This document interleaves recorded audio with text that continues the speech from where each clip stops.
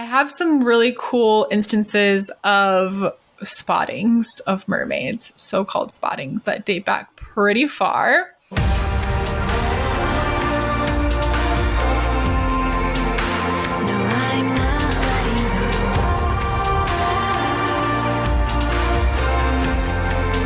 Hello and welcome to another episode of Goddess Hangs. Episode 129. Woo! We made it. We made it. 129 times we've made it. I'm Sadie. And I'm Juliet, obviously. Ooh, we nailed it that time in sync. We did. And we created the Goddess Hangs podcast to inspire you to live magically.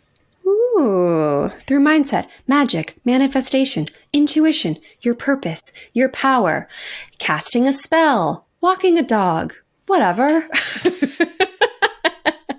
We love That's the new tagline. No, I'm kidding. Every week we're going to say it exactly like that. Romanticizing the fuck out of life. That's what I'd be doing all day, every day. And today we have a really fun episode. Listener requested by quite a few different people. We're going to dive into fairies and mermaids, which once I started researching, I was like, these could have been 2 separate episodes. Like there's so much we can talk about. But I'm really excited because it was really fun to learn more, a little history. I have some resources from like witches that are like, this is real, let me tell you the facts, and some resources of like, this isn't real, it's mythology, but let me tell you the history. It's going to be such a fun episode. But before we dive into that, a couple reminders. Last week I said tomorrow, but this week, actually tomorrow, I said the date wrong. May 30th, we're hosting our free Discover Divine Purpose event. It's on Zoom. We can't wait to see your beautiful faces. All you need to do is RSVP at our link. We'll send you the Zoom link like a few minutes before the call. It's at 4 p.m. Pacific tomorrow, Tuesday, May 30th. If you're listening, if you're a this is your favorite podcast and you listen the day it comes out, you won't miss it. Also, if that's true, so make sure you're hello. RSVP'd. Thank you. Thank you for listening to us right away. You know, we have the most listens within the first 24 hours out of our total listens. So we just like, that's so cool and so mind blowing that like y'all are on it. It always makes me smile. And it is truly, truly, truly the last chance to join us in Bali. The last week of July is when we're meeting. We're going to sacred temples and beautiful waterfalls. We're doing the famous Bali swing. We're meeting monkeys. Juliet and I are hosting witchy workshops that are going to change your freaking life. It's going to be such a portal to magic and fun. We get to hang out on the beach together and have meals together. It's going to be magnificent. And you can use code LASTCHANCE200 to join us. I'm here in Bali right now. I am already here. I couldn't wait. I was like, I know the retreat's in 2 months, but I need to go to Bali now. Let me tell you, it is so beautiful. It is so beautiful. It is such a vibe here. I'm going to get into it more in a little bit, but if this is something that you have been thinking about and just can't quite get yourself to pull the trigger, but your intuition is like, yes, yes, yes, and your ego is convincing you all the reasons why now is not the time, reach out to us. Let's have a chat. They extended our close date. It was May 30th. They said, we'll give you till June 2nd. So you have a couple more days, but only a couple days. So make sure you hop on that and slide into our DMs or our email if you have any questions. We can't wait to see you there. And the Alchemy Collective is always open. It's our space for witches to come and transform their lives in community and regular mentorship with us. And it's so amazing. We do intuitive development circles every month. We do master classes every month. We have a mastermind where we get to have a really activating conversation about what you're going through, what you're working on. It's so incredible. We've been having so much fun. We've been diving into abundance work and it's been juicy. So half off your first month if you want to join us in the Alchemy Collective. And now we can dive in to the episode. Let's make a splash. Mermaids. Who wants to play mermaids in the pool with us this summer? Here's the thing. Come meet us in Bali and we'll play mermaids in the ocean. I did read multiple different islands because Bali, Indonesia. Bali is not, they're not Bali itself I read about, but there's multiple Indonesian islands that have mermaid sightings. So just saying, maybe it's a sign. Come to Bali. You'll see a mermaid. Guaranteed. No guarantees. Guaranteed. My fingers are crossed. My toes are crossed. So before we dive into fairies and mermaids, Juliet, what's new with you? What's new with me? Okay. I've really begun planning this elopement. I had a specific vision for it that was very simple, and my mom got involved and she said, absolutely not. This is not how it's going to happen. It's going to be way nicer. And it's just been amazing. And so we're planning something quite a bit more beautiful and elaborate. It'll still be an elopement, but it'll be really stunning. And, now comes the part, because I've never planned anything like this before, where I'm doing my best to not get stressed, because I was like, what is so stressful? You make a couple phone calls, you write it down. No, it's stressful because you have to make sure that this place is available on the same day as this person and also this person. And if you want to bring your own flowers in, there's a fee just to bring your own. There's these anything goes in the wedding industry is what I'm learning. If you need a spreadsheet. I need a spread. Yeah, I need. It was so sweet. Victor said that. He's like, what if you wrote it all down? Would that help? I'm like, that would not help. I'm like, do you think I'm not doing that? Of course I'm writing it all down. Or I'm assuming you are. That would be crazy if you weren't. No, it's all it's all laid out, but it's so funny. And what we're doing is a really teeny tiny thing. And yet, it's so anybody listening who's nodding their head, oh yeah, I planned something and 200 people came. Hats off to you, because this is it's a frequency I've never danced in. The wedding planning frequency is very specific. It is chock full of hidden fees and scheduling conflicts, but it's going to turn out amazing. And I've been loving the excitement of all of it. I've been listening to playlists that have wedding songs, and I watched Father of the Bride with Steve Martin, which I'd never seen, which was so sweet. Oh, I love Steve. Me too. So I'm in my planning season. Little update on the bird. I am target training her. It's going very well. I might have already told you this the past 3 weeks in a row, but we play a game called Bite the Stick. And when she bites the stick, I hit a clicker and I give her a treat. And now she's starting to follow the stick.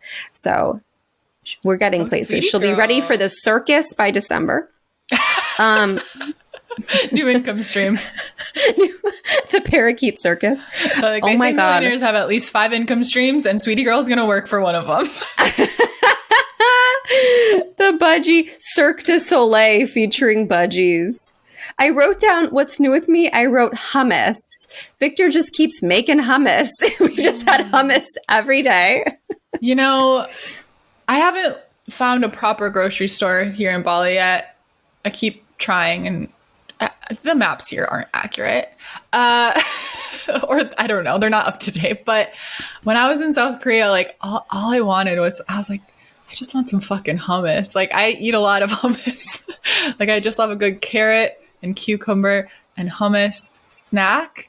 And in South Korea, I couldn't find any hummus, and the fresh vegetables are very intimidating. They don't have baby carrots. They have carrots that are this big around and this long. I was like, I guess I could gnaw on that. I almost did. And the cucumbers are very different looking. So I'm like, is that a cucumber? Anyways, I could really go for some hummus. Maybe I can find some in Indonesia. We've been picking up your signal. And it's been hummus headquarters. Beaming it out. Oh, lucky. Victor picked up on it. Another thing that's new with me is something I've been sharing a lot inside the Alchemy Collective, in like the date. Is it deity or deity? I think it's either. I say deity. Okay. But I think both are. Okay. We've done an episode on this. I continue to not remember which one it is. But we have a chat where we talk about our experiences with that. Mm-hmm. And a lot of you know that I had quite a ride with Miss Hera last year and how she was undeniably around and made herself very known and was very no nonsense and very direct. And I could hear this voice, not like audibly, but like in my head. And I feel like she came in to like straighten me out and toughen me up. Like there was this like in just different areas of my life. Like she wanted to like clean up the mess. And, you know, in some areas I like wasn't fully committed to things. And she was like, nope, just go all in. Like there were these pushes. And then she went away. I feel like her work was done.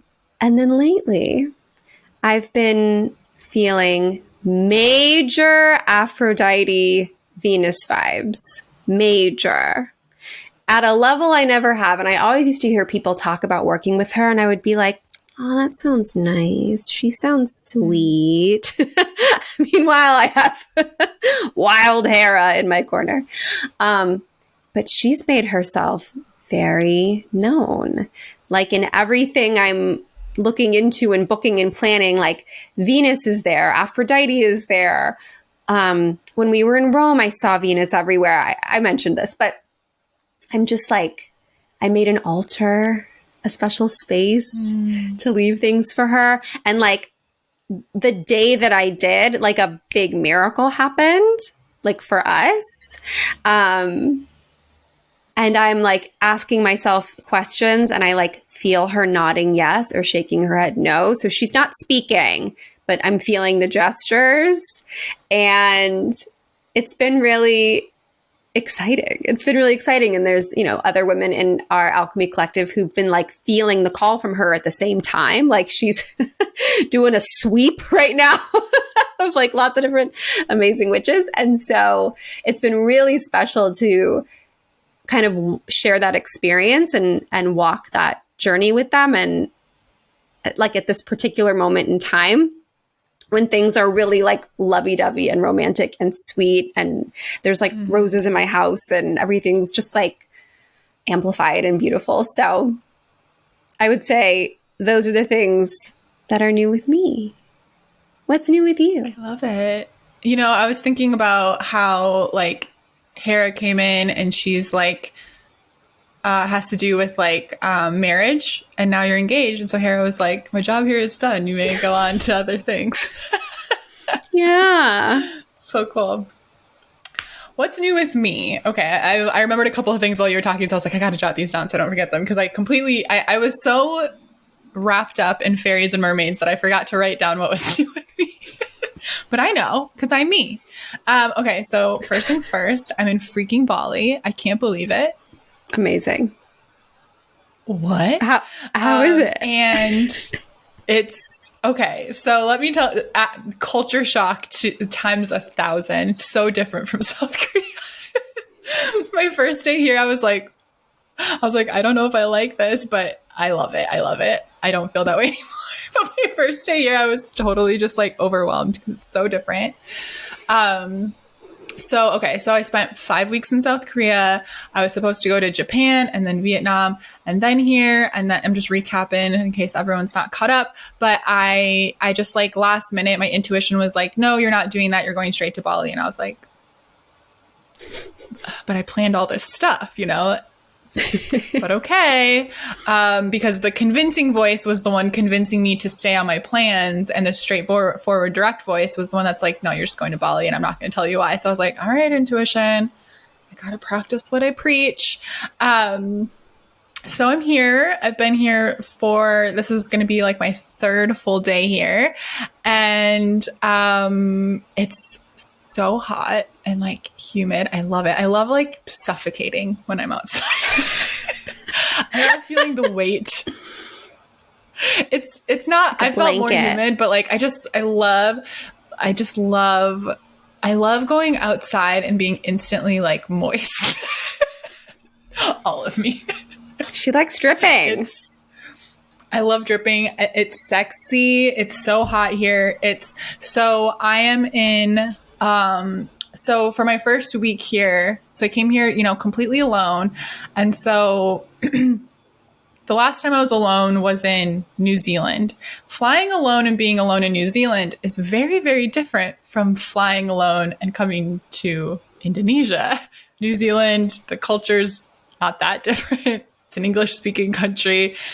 I was still super nervous, but like it was a testament to how much this, I've been traveling for a little over 2 months now, how much I've like grown and shifted. Like I was crazy nervous. I was anxious, but like it was just different. I was so much more grounded than even when I went to New Zealand, even though this was like way more intense and like way more different. But Bali is like, everyone speaks English super well. It's a tourist. Aussies come here. Everyone's Australian here that I run into. Like, but when I get to a new country by myself, especially, I like to just stay in a touristy area so that you just know, like, everyone's gonna be used to you not knowing what's going on. But however, I'm in the like, I think I'm in the most popular area to stay. It's very like party driven, like come here for like spring break vibes, which is not really my vibe. And like the street I'm staying on is just like lined with shops, like just like shops and shops and shops, market style. And so the first day I got here, I broke my rule number one, which is like the most stressful part to me about getting to a new country is getting to your hotel. My mind was just, I didn't plan this at all. If you fly into Bali, the Wi-Fi does not work at the airport. At least it didn't for me. So I was like, what am I going to do? How do I figure out how to get to my hotel? Which in hindsight, I should have contacted them because they had a shuttle that you could pay for. But anyways, I'm trying not to get swindled by these taxi drivers, which I held my ground because I knew how much it should cost and they were trying to charge me triple that. And I was like, no, absolutely not. And finally a nice guy was like, I'll charge you this, which is only a little bit more. And I was like, okay, get to my hotel. And I'm like, all right, I'm already overwhelmed. I'm overstimulated. I'm going to do what I do. And I'm going to go to McDonald's for just I know what to expect for there. Sanctuary. I have a decision fatigue. Like I cannot figure out what the local food is right now. Like I'm not doing that. Well, the walk to McDonald's, walking past shops. Every single shop tries to get you to come in. They're all talking to you. They're all like, do you want me to braid your hair? Do you want a massage? Come buy this. Do this. Hey, sexy lady. Hey, this. Hey, that. And you're just being bombarded.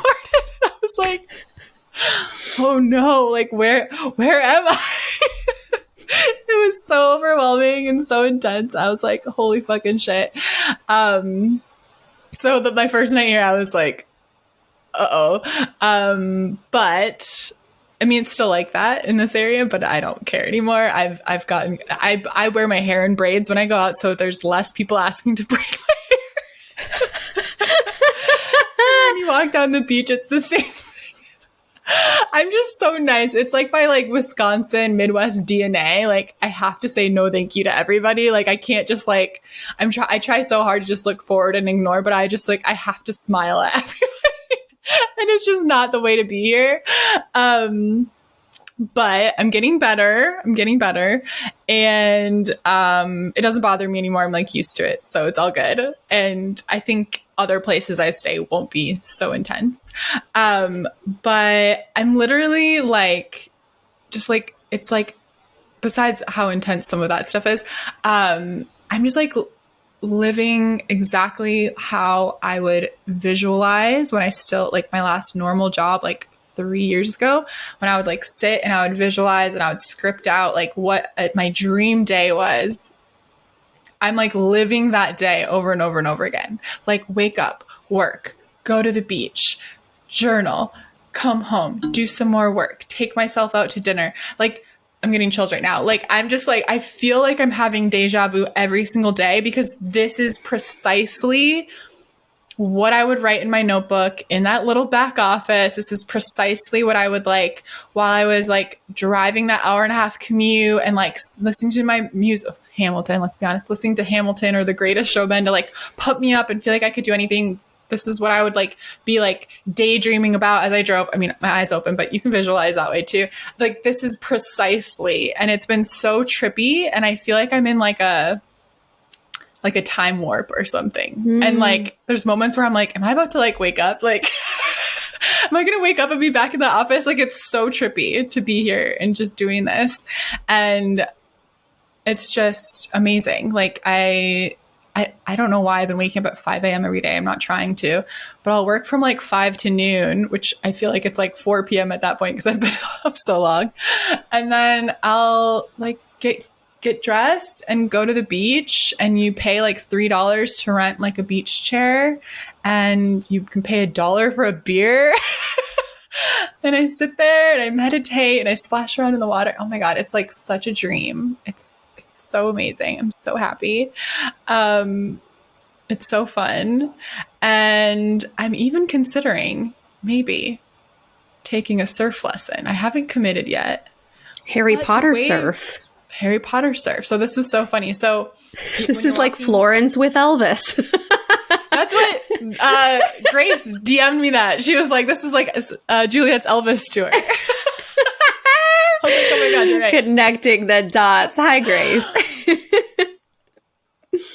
but like, yeah, shout out Grace. That was such a good, but like, so the waves here are, they're not as scary. They're really good for surfing because they're long, but they're not like huge, you know, but they like last a long time. They like go really far down the beach. And I was just watching all these kids surf, and I was like, I don't know why. It always freaked me out, and I'm in Bali and I feel so chill about it. I'm like, I think I want to go for a surf lesson. And everyone's always asking you when you walk on top of the beach, do you want a surf lesson? Do you want a beach chair? Do you want, like, everyone's just bombarding you all the time. And so I was like, you know, I'm going to walk along the beach. When I go back up, the first person that tries to sell me a surf lesson, I'm just going to ask, you know, how much is it? And then it happened to be their little sign. It was called Harry Potter Surf. And I was like, I feel like this is a sign. So I haven't committed yet, but it's $13 for a 2-hour surf lesson, and he'll take your pictures while you're surfing. And he was showing me examples. He was like, I make sure you look really good. I take pictures until I get the shot of you looking like a pro on the board. And I was like, that might take more than 2 hours. But I might do that. I haven't committed yet. I'm not making any promises.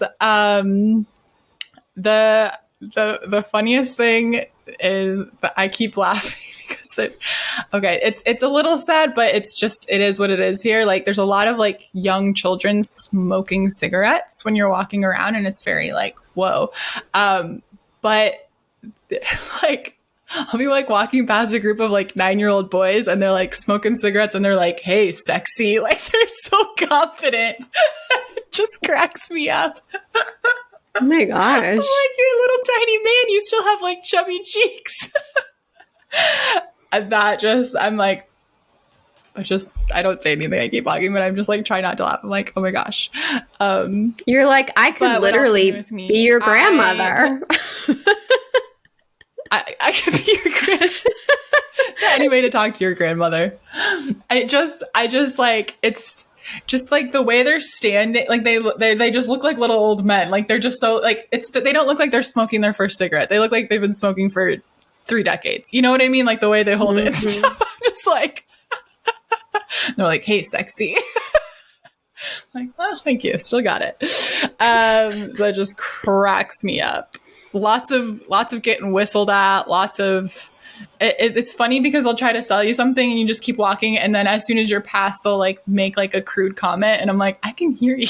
I can hear you saying the comment, but you know, I thrive off of compliments. So I'm just, like, thank you. If you need some hyping up on how sexy you are, come to Bali. Another perk of coming on the retreat with us. You've never felt so beautiful. Cigarettes to tell you how gorgeous you are. Have I got a treat for you? Bali. Goddess Hanks Retreat 2023. It's not on the itinerary. So, okay. So, but it's guaranteed. Did I tell the story? What'd you say? It cut out. I said it's not on the itinerary, like the mermaid, but it is guaranteed. But it's not guaranteed. This one we probably can guarantee. This happened to me every day so far. I feel like that one's a safe guarantee. Okay, did I tell the story about Kuan Yin and the peacocks, or was that just in the Alchemy Collective? I think you did. I did tell the story on the podcast? I think. Okay, we'll move past that. If I didn't, let me know, guys, and I'll do it next week. I have more things. I was like, I can't remember. I keep sending voice notes in the Alchemy Collective, and when I say things out loud, I have no idea where I've said them. I'm just like... So one fun thing is I started a Substack, which is basically like a blog. I write all day, every day. I love writing. I'm a writing machine. And I feel like whenever I post my longer writings on Instagram, people don't read them. They're not seen. Which I still love sharing them, but Substack, it's like this place where I can just like write and write and write and write and write. So I'm very excited about it. It's a new little creative project, and I'm basically like journaling, like handwriting in my notebook and then putting it on the internet. So if you want to read my journal, join me on Substack. I'll pop the link below. It's super fun. I started it yesterday and I already have like 3 posts lined up. Like, I'm just loving it. It feels really good to express myself that way. And then I have a really fun manifestation story. So in the Alchemy Collective, we've been working on abundance and our connection to like that abundant frequency of luxury, of feeling like a rich witch. It was the focus of our new moon in Taurus coven call, and talking about abundance and pleasure in our masterclass this month, which you can catch all the replays, by the way. Just because something is connected to our new or full moon doesn't mean it's not useful at any time. So pop in there. It's really juicy. And I'm planning on adding like 2 more resources on abundance magic after this experience and diving into this week. So by the time this episode comes up, that'll be in there too. But basically, I've been really like playing with the energy of money and my connection to money, and the sort of the belief that money can only come from my direct work, the work I do, right? And this is a common hang up we have. Like, it feels hard to believe that we can manifest more money, especially if we're in like a salaried job or like an hourly job, right? As like business owners, like it's a little bit harder to wrap our head around like, oh, I can make any amount of money at any given time. But also I want to break the belief that money has to come through my business and it can't just like magically show up in my life, right? So I've been doing hypnosis and doing tapping every single day and doing meditations and like journaling out like all this like funky stuff coming up that I just trying to break that connection, and really believe that like money can show up in my life at any given moment in small and large quantities, in expected and unexpected ways. Like, it just shows up. So part of this is redoubling down on my ritual that back when I was home in Wisconsin, we talked about a lot, where I would like dance in the mirror and like flash myself and be feeling all fun and like whatever. So I've been doing that again. And literally all of a sudden I was doing this and I get a Venmo notification on my phone for $300 from, I'm not gonna, I said the full story in the Alchemy Collective, but I'm just gonna say, from someone that I don't talk to a lot anymore. And I called them and I was like, why did you send me $300? And they were like, oh, like spirit told me to. I was like, pardon? What? So I was like crying because I was like, there's just these moments where all over again, you're reminded that magic is real. And I feel like I've been feeling, I don't know, just like maybe a little disenchanted with some of the hard work I've been putting in, like feeling like the magic's not there. Like I feel like I'm totally in my magic and I'm not seeing it like manifest in the ways that I desire it to or want it to. And that I think this was just an important lesson of like, you gotta like let go of the expectation. You gotta let go of the how. You have to just believe, like you just have to sit in this belief and like, yeah, of course, still listen to your intuition, of course, still take inspired action, but not everything has to come to you through inspired action. Not everything has to show up for you through hard work. Like sometimes spirit is just going to send you $300 through unexpected sources. Like it was so bananas. So yeah, I was like crying. I was like, magic is real. Oh, which we already know and believe in, but it was so cool. And it was literally while I was like getting ready for the beach and I had my bikini on, I was like dancing in the mirror and I was like, oh, I was just sort of like singing like, oh, money doesn't just come to me through my business. It just shows up in my life in every which way. Like it's so fun. It's so freeing. And then I get that Venmo notification. I was like, what the fuck? That's wild. And this is the thing, like say shit out loud, say it out loud, because the other day too, I started laughing because I've been doing these, this one-on-one intuitive offering. That's sort of like a reading, sort of like a coaching session. And out loud, I was doing the same thing. I was just sort of like prancing around in my hotel room. And I was like, just saying out loud, I was like, oh my gosh, wouldn't it be fun if another person like bought it? And like, it like 3 seconds later, and I was like, what the fuck?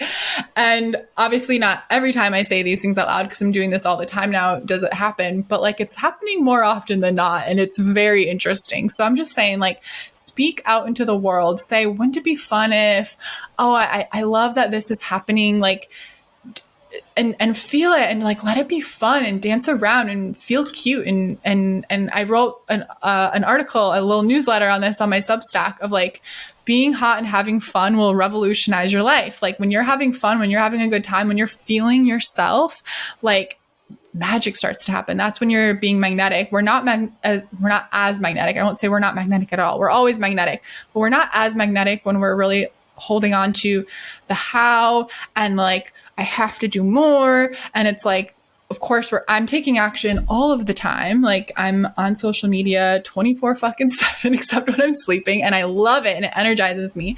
And I'm doing lots, but so it's not just happening out of nowhere. I'm showing up all of the time, but only when I'm having fun is it manifesting in ways that feel really juicy and really good. So that's my magic, my celebration of magic in my life this week. And that was just freaking crazy.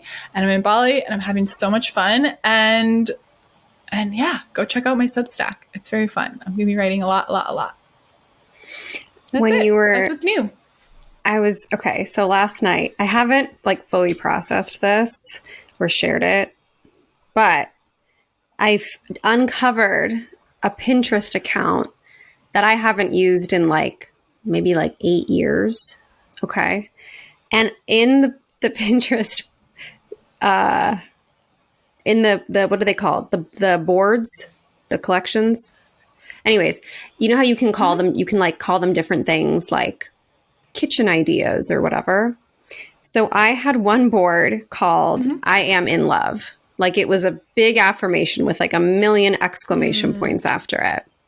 And this is sort of this reminder that like, even if we forgot things that we specifically asked for, because like time has gone by, the universe is still working on it. So I have 3 examples and the third one blew my mind. And I was excited. I forgot until this moment to tell you. So the first was, I had all these pictures of a couple in like matching pajamas decorating a tree in their apartment. And this was at a time when I was very single, living at home. And this was like, wouldn't that be amazing? And then I realized that's what we did last Christmas. We wore matching sweaters and we decorated the tree in our apartment. I don't talk about manifesting love too much. I'm like, I tend to be more excited about like the creative stuff and the career stuff and like the putting yourself out there stuff. But this blew me away. Okay, here's another one. I specifically had a picture of Jessica Simpson's engagement ring from 2002 or something, which was shaped, it's, you know, a pear with two pears on either side. And then you know what I have. Yeah. And it's one of those things that I thought, oh, like, that's way too nice. I'll never have it. I'll never have that. It's too big. It's too nice. And then this one, like, shocked me. This one shocked me. There was a picture. When I saw this last night, I was like, oh my God. Because I haven't seen this in like 8 years, 10 years. There's a picture of a couple on a boat in front of frickin' Positano.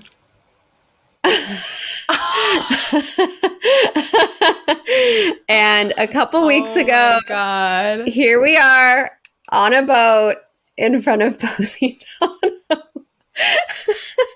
And so it was, I also got that reminder this week of like, do you not realize that we've been working behind the scenes this whole time and we're still wrapping up things you wanted 9 years ago? So if you're not getting the results on the things you wanted as of last week, give it a minute. Like that was sort of what I felt in the most, and then there were like pictures of apartments and my apartment looks a lot like it, how I decorated it. And I was like, I don't even remember saving any of these because it was like almost a decade ago. And it like all caught up and in ways that I was like, oh, like, I'm not going to go to the south of Italy. I'm not going to get a ring light. I'm not going to, you know, it'd be sweet to meet somebody that was like that sweet and would wear matching pajamas with me on Christmas. But like, I don't know. And then it happened. So look at us just like, I don't know. Like it was just this beautiful reminder of like, yeah, your desires made it to us, even if you forgot that you had that desire. Like we saw it, we felt it. I think too, something that I've been reflecting on this week is, you know, like we can get anxiety about if I don't believe it hard enough or I'm not in the energy enough, like it'll never happen. And that's just not true. Like you were just saying, like when I made this board, like I was like, oh, that would be nice, but probably not. And like 9 years later, like that's like literally image for image your life. And I was thinking about the version of me who was writing word for word the day that I'm living out every day now here in Bali. And while I was writing it, I was so in it. I was like, yes, this is my life. Like, yes, I'm gonna manifest this. And like, while I was being intentional about getting that energy, but most of the time during that time, I felt like crap. I felt hopeless. I felt so anxious. I felt trapped. I felt like I would never get out of the cycle I was in. I would never figure out how to make that happen. And I did. Slowly but surely. Like I built on those beliefs. So it's not like your belief is going to change overnight and like one day you're going to believe it and then the next day it's going to manifest. So like have patience with yourself in the process. And if you don't believe something right now, don't give up on it. If you're like, this feels too impossible and all I hear about manifestation is that I have to believe it and I have to be in the energy that it's already true and that just is not possible for me right now. So fucking what?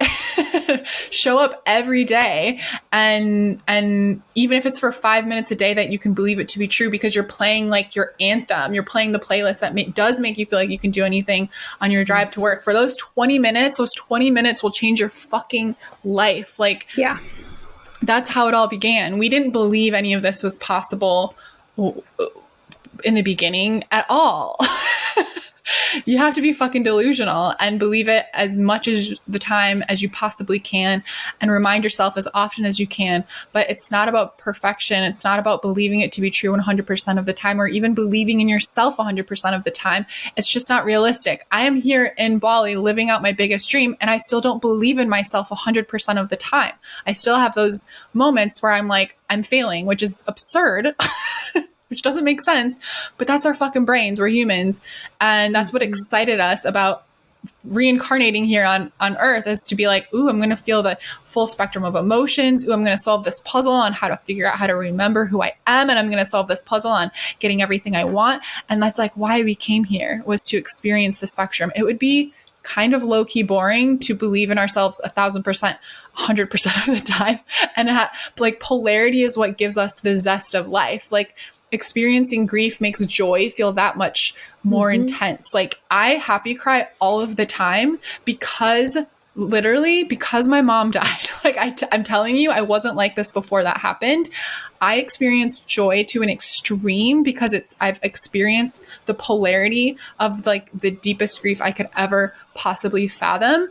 And the same goes with like everything else, that there's polarity in our life. So I think it's just an important reminder, like, don't get caught up in, I don't believe in myself enough. Don't get caught up in, I just feel like it's impossible. I feel like I'll never get out of this cycle. Just keep being insistent on like, no. I don't care if it's delusional. I don't care if it feels impossible right now. Like, I'm going to keep hammering away and figuring this out.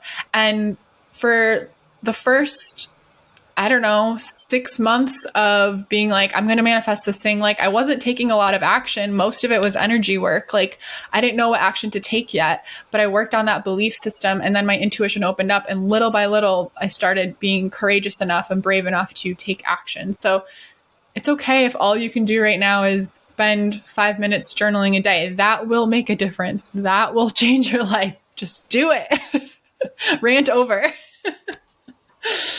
Absolutely. I put a great post on our Instagram today that says, and you can reference it, it says what we would do if we had a hard time believing in the thing we want to manifest. And there's lots of slides, and it's a perfect step-by-step guide. So that'll help you out too if this was inspiring and hit home for you. If you want to read more about that, we hear that a lot. People are like, I have a hard time believing that this is really possible. That's the biggest hurdle. And if you can even just believe 1% more than you did last week, that there's a way, that's huge. And that's the kind of stuff that, as you know, we are doing in the Alchemy Collective all the time. We're doing big things. We're crushing limiting beliefs. We're activating our magic. We're stepping into our power. It's amazing. It's amazing. I'm ready to talk about mermaids and fairies. Okay, where do you want to start? Mermaids. So let me tell you what I have. I like how we never debrief before we join live. So I have some background information, different places and cultures that have mermaids like in their history. And then I sat and I listened to mermaid music and I channeled messages from mermaids. And then I channeled ways to connect with mermaids. And then I did the same thing for fairies. All so right. We could start, you could lead the way with like the history, and I can chime in anything that I have that you don't have. And then I can share my little magical stuff. Does that work? Perfect. Okay. So we're starting with mermaids. One thing I thought was interesting was when I researched fairies first and then researched mermaids. And under fairies, mermaids were actually categorized as like part of the fairy realm, which I thought was interesting. And I'm not sure if everyone considers that, but obviously they're both either considered mythological, or they're in the same, they're kind of in the same category of like that. Like, are they real? Are they not real? Is it something else? So my first resource is from witcheslore.com, which I really enjoyed their take on both mermaids and fairies. So this is from a witch's perspective. And so it says they're magical creatures who belong to an enchanted realm. Of course, we all know it's like the, half human, half fish, bottom half fish, top half human. So mer, of course, in many languages is the root of the word for sea. And so they're literally maids of the sea. There's different stories about mermaids. Some say that mermaids can walk the earth, that they have like enchanted amulets that help them like transfer from the earth and the sea, that mermaids walk among us, that they sometimes marry humans, they fall in love and marry humans, that they go back and forth, which I'm like, what if one of us has met a mermaid before? How would you know? Maybe all of the water signs of the earth are part mermaid. So the first stories of merfolk date back to the earliest human history. So this is where things are really interesting, because if you want to argue, are mermaids and fairies like real or not, it's hard to, for me, wrap my head around how they could not be real, because throughout history in different cultures, they have their traditions of merfolk. And at this time, there's no internet, you guys, like how are they all having these same experiences, having these similar stories, seeing the same things, coming up with the same images around the world in different times throughout history, for as far back as we have recorded history, right? Like, to me, that's a big argument. And in terms of mermaids, there's not actually like considered to be solid enough evidence that they do in fact exist, although there's plenty of stories and sightings to say that they do. But something for me that like always like raises a green flag that like something might be real is like there's just tradition, there's stories throughout different cultures throughout history. So in the 4th century, there was a Babylonian god of the sea known as Oannes, who is portrayed as a man with a fishtail in place of legs. And he was said to appear out of the ocean every day to share his wisdom with the people along the Persian Gulf, then return to the sea at night. There was also Atar goddess, a Syrian moon and sea goddess. Her story tells us that after causing the death of her mortal lover, she fled to the sea and took the form of a woman above the waist and a fish below. And during medieval times, mermaids were very matter of fact that they existed. They were just seen as normal as like seeing a dolphin or other aquatic animals. It was just like, yeah, of course there's mermaids out there. It was no question. And the goddess Venus is sometimes depicted as a mermaid because she was born from a giant clamshell. So shout out Venus. And so let's see. So there's a lot of stories about mysterious seduction of mermaids, that they can be dangerous, that they can lure you out to sea. And especially with mermen, they're most often depicted, or stories are told of them as being protectors of the sea. So you'll find lots of stories of and traditions of, like if you enter their realm, like they're going to sort of maybe trick you, lure you in, cause you to shipwreck if you're not respectful.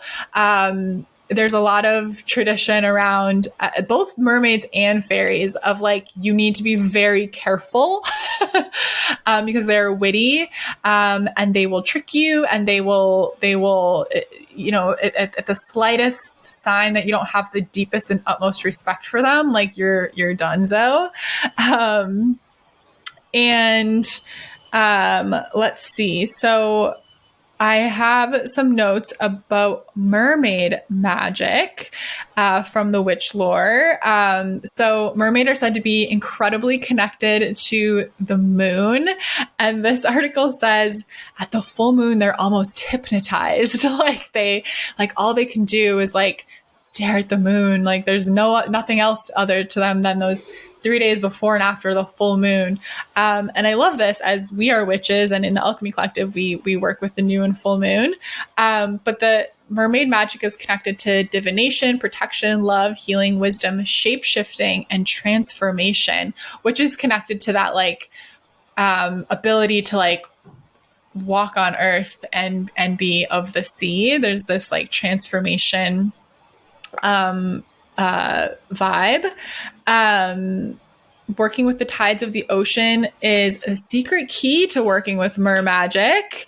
And I thought this was really cool. So if you live near the ocean, or if you just have like shells or stones or things that you found at the ocean, you can work this magic. You don't have to be at the literal ocean. But magic that draws energy towards you is best at high tides, like drawing in love, money, strength, or power.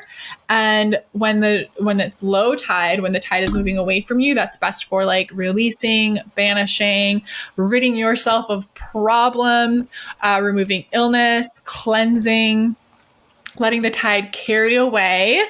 And then magic for inner peace or balancing your life force should be done while the waters are as calm as possible. And this article says that sand from the beach can be kept in jars and invoke powerful water magic. Seashells are connected to love, fertility, dreams, intuition, and healing. And seashells can be used for protection shells, which makes sense, or spells. The shell is a protective force. So that's a little bit about the magic side. So I have some really cool instances of spottings of mermaids, so-called spottings, that date back pretty far.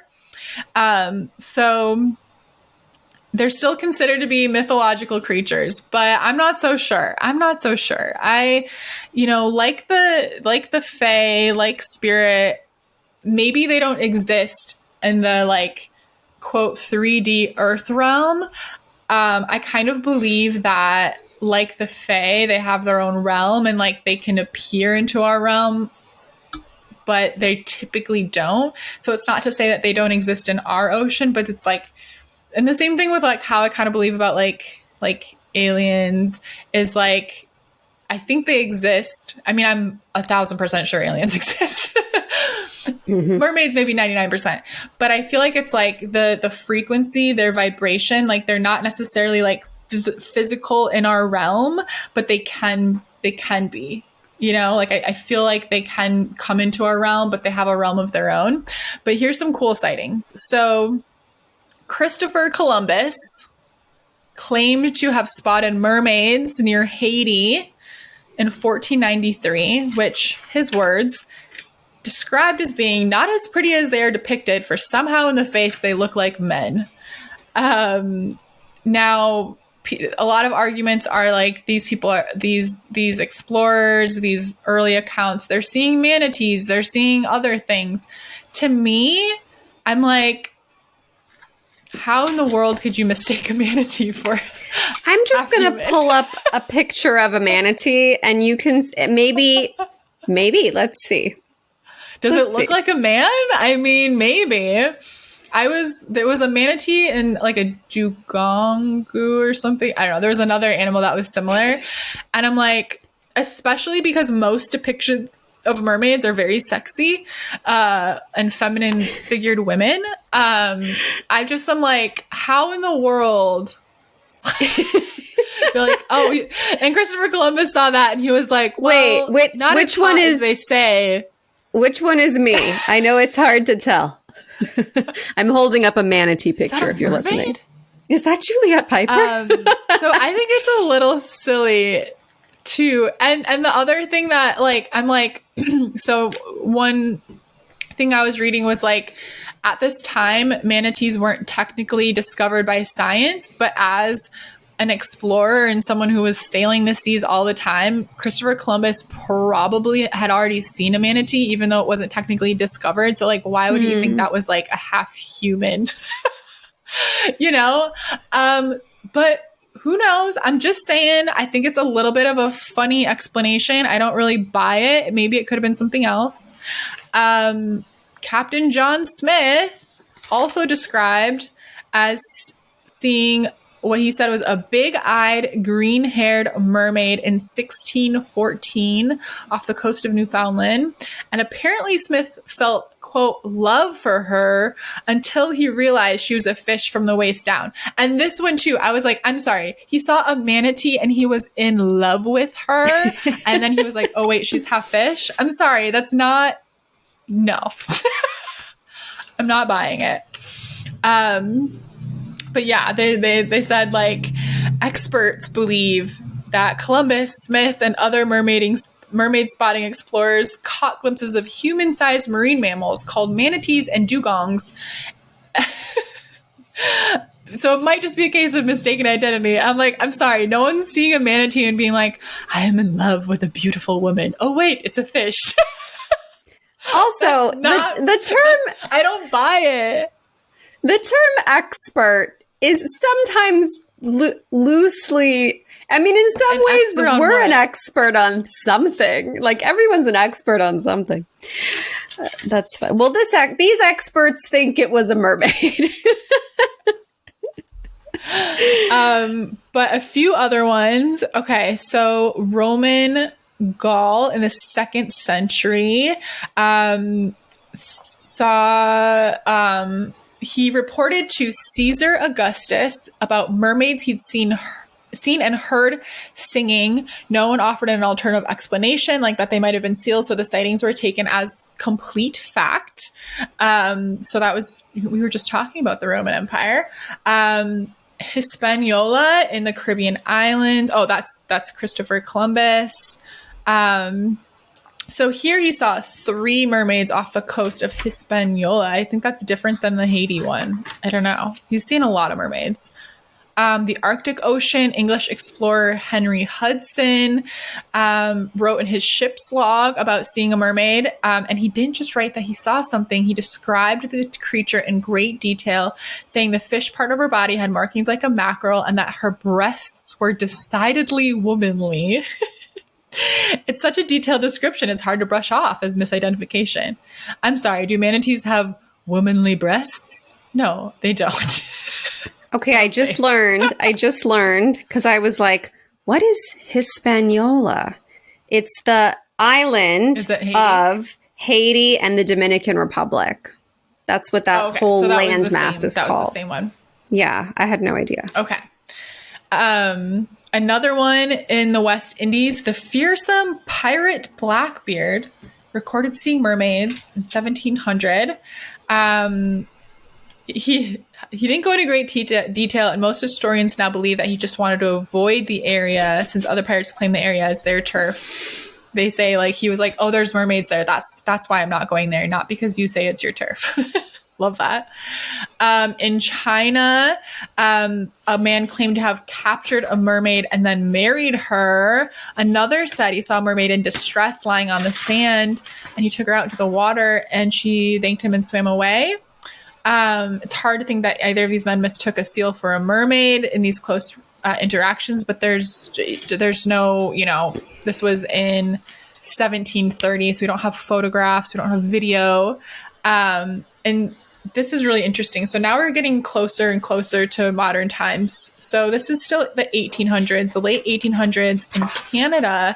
3 different fishermen reported seeing the same mermaid. One of them was so shaken by the encounter that he quit the fishing guide industry altogether. I mean, I feel like you have to be pretty certain of what you saw to quit your career because it freaked you out so much, Mm-hmm. Then these are fishing guides. These are fishermen so they reported seeing a blonde woman in the water, separately, it sounds like. And to be so shaken that like that to me is huge.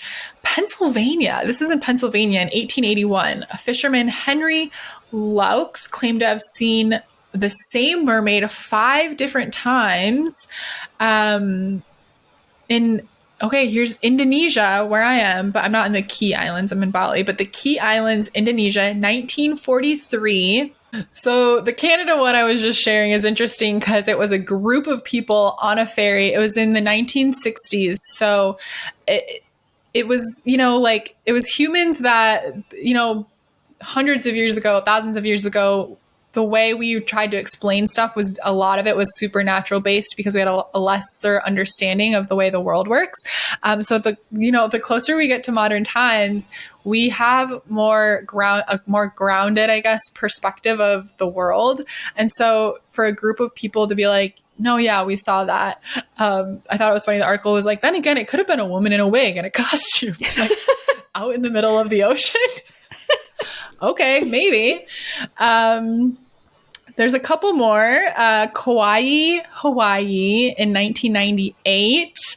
There was 10 scuba divers who spotted a woman swimming with dolphins. That's not unusual, but she was completely naked, and they all agreed that she had a fish body. Interesting. A group of 10 scuba divers. In Chennai in 2005, this is off the coast of India. There was rumors that a dead mermaid had washed up on the beach, and several websites still have photos of this corpse. And it said the remains are now at the museum, but the museum doesn't lead with that or advertise it, which is very interesting. But that'd be something interesting to look up. The Chennai mermaid at Marina Beach.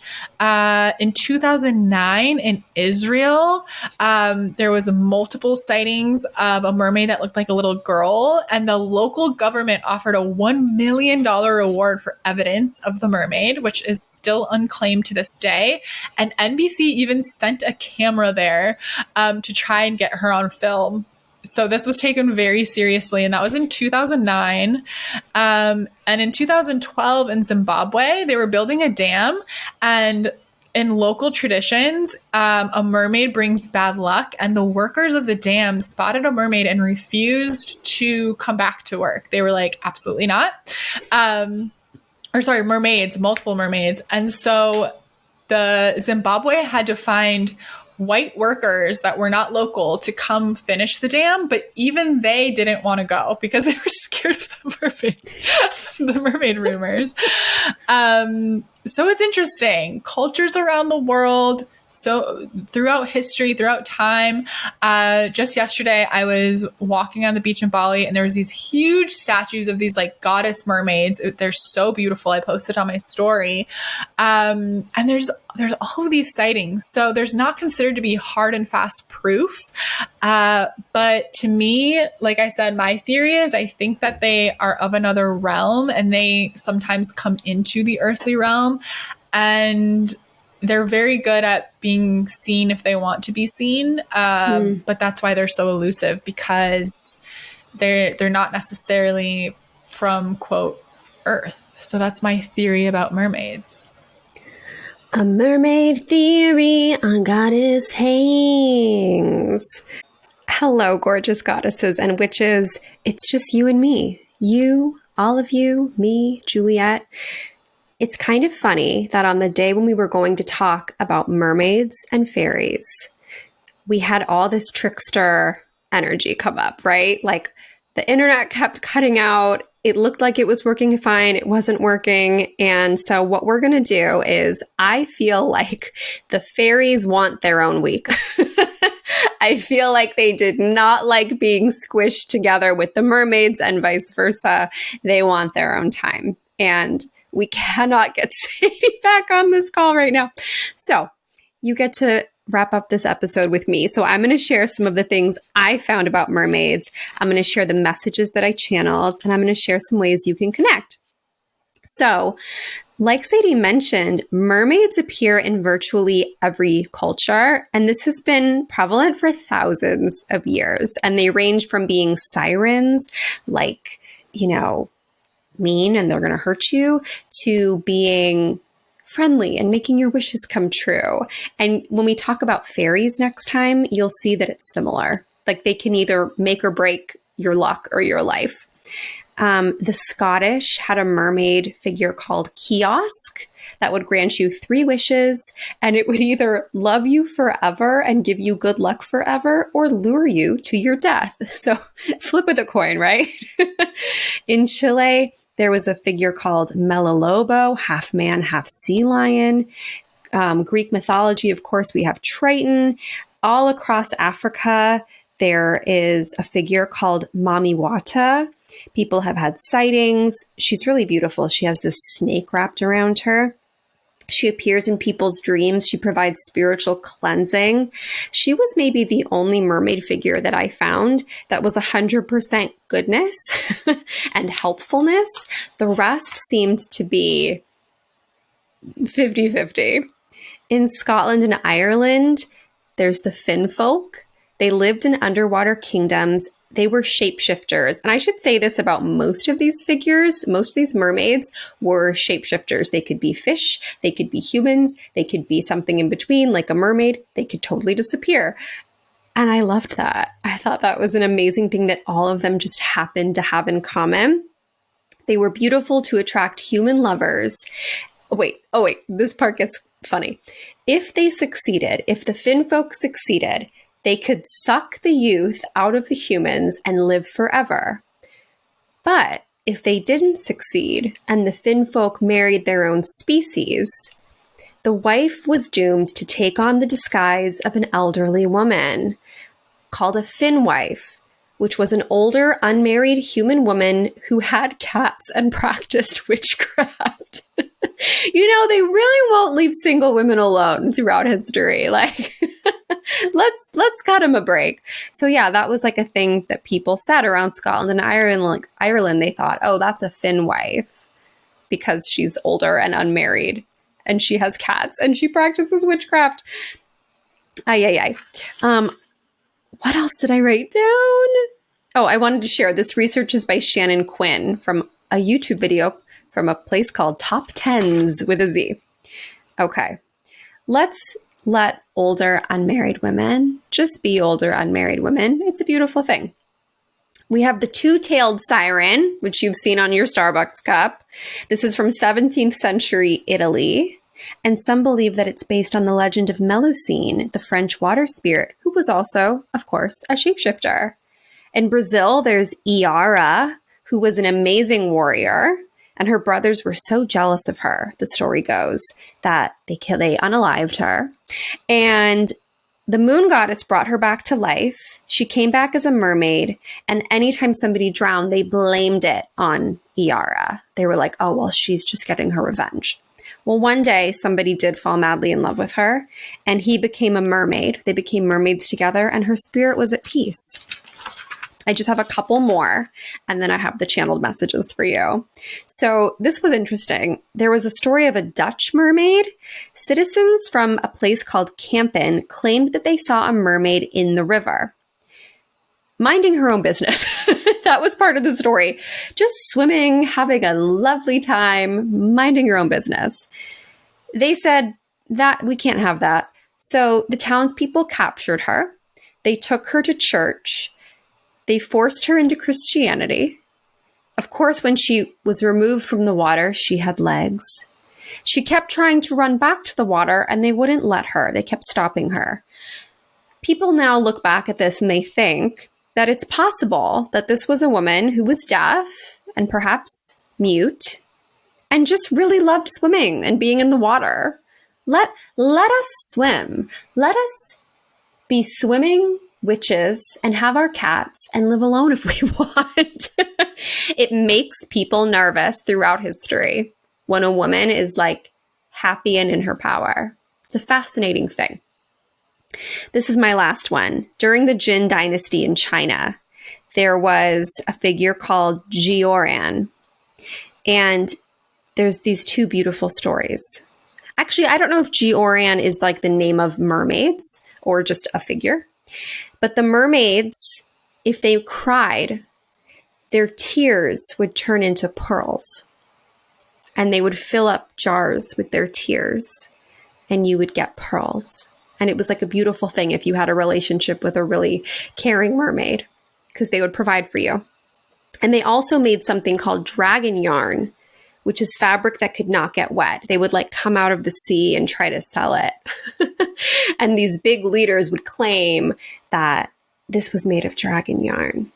And I want to point out to you, now that we just have you and me, that today I'm wearing a beautiful set of pearls to honor the mermaids. And I did do like a very fairy outfit with butterflies everywhere, but they want their own week. I hear them loud and clear. They want their own week. So let me tell you, I listened to a track on YouTube called Mermaid Music, Soothing Mermaid Song for Sleep. It was divine. It was like the sound of the ocean, and you could hear this like singing siren-y voice. And I really meditated with that. And I thought, I could look up what mermaids represent and what their messages are from others, or I can tell you what I channeled. And I want to encourage you listening to channel your own messages from any spirit that calls out to you. Nobody has the ultimate truth anywhere across spirituality. I can share what has worked for me. I can share what connects for me, but you know what is true and correct for you. Always, always, always, always. So this is what came through for me. Mermaids represent the spirit of women's beauty and power and freedom. And without explicitly saying, be afraid of women who are free, be afraid of women who are powerful, and be afraid of women who are beautiful, there were stories created about mermaids. That they could either give you all of your wishes, or they could sink your ship. They could ruin your life. Mermaids represent creatures that are whole and complete. Mermaids, if we're talking about women, female mermaids, I believe that water is a very feminine element, which is not just restricted for women, of course, but to me, it's a feminine element. So being in water, living in water, it represents literally being in our element. I put water is where we all evolved from, right? If you go way, way, way, way, way back, we were all in the water. We grow in water and fluids in our mother's belly. Water is the spirit world. When we have dreams, it represents spirit, it represents emotions, represents the depths that we allow ourselves to go to. It's cleansing. I already said this, women can bring you good luck or they can sink your ship. So be careful. It's a reminder of how powerful we are. All of us. We can go to depths that others cannot reach, the mermaids say. Our tears become pearls. How beautiful that we express ourselves and treasure is made. It's a beautiful thing. I'm sure everybody listening is sensitive and cries. Imagine that they become pearls. Imagine that they become treasure. That it's a gift to let it out. And then this idea of shape-shifting. I mean, think about all the ways that we shape-shift in our own lives, the different roles we play, the different hats we wear.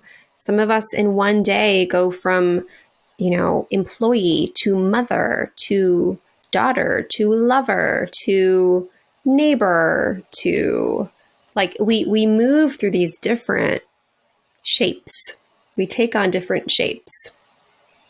And there's something really empowering about mermaids knowing that they can just shift into whatever they want at any given moment, whatever they need to do, whatever they need to be. And we're always shape-shifting. Like right now, you see me, I'm wearing this over the top you should see how long this, if you want to see how long this robe is that I'm wearing, go watch the Born in a Different Time music video that I just put out. Okay. I have pigtails. I have butterfly clips in my hair. I have pearls, right? But I'm going to shapeshift when I go do something else. When I go be around different people. Like, we're always shapeshifting. We're very intuitive. We do it without knowing it. Some ways to connect with mermaids. And of course, as always, add your own. Take a salt water bath. Salt is so cleansing. If you're not near the ocean, just get some salt, put it in your bath. Or you could make a paste, a scrub, and use it in the shower if you don't have a bathtub.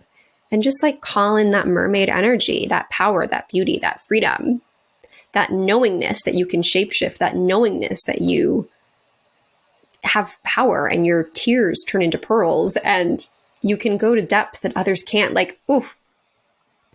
Oh, I brought some examples. I brought some shells, as if we don't know what a shell looks like. I brought some shells to show you. Ooh. Pearls. You can wear pearls. Even if they're plastic pearls, they represent pearls. You can go into the ocean or any body of water. And I specifically wrote cold water. And I don't like cold water, but that came through very clearly. Something about like, and it doesn't have to be polar plunge cold, but there's something about colder water, like letting that awaken your senses and refresh you and cleanse you. The colors blue, green, pink came through really strong for me. The stone aquamarine, which I brought to show you. I love this stone. This was one of those things that I almost didn't buy because I was like, do I really need to do that? And I was like, I need it. I need it. And it is the mermaid stone. And it is a stone of courage and strength.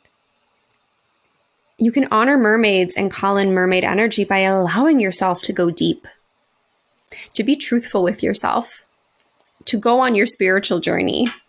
Oh, I forgot. I also have this gigantic shell. To remember how powerful you are, how gorgeous you are, how whole and complete you are. You're so whole. You're multiple things. You're like whole and a half. And then I put listen to ocean waves. You can play that on your TV, on your phone, as you fall asleep at night. And if you have a mermaid oracle deck, that's super fun. I don't have a mermaid one. I do have a fairy one. And I'll pull a card next. I think next week we'll talk about fairies. But yeah, those are my mermaid messages for you.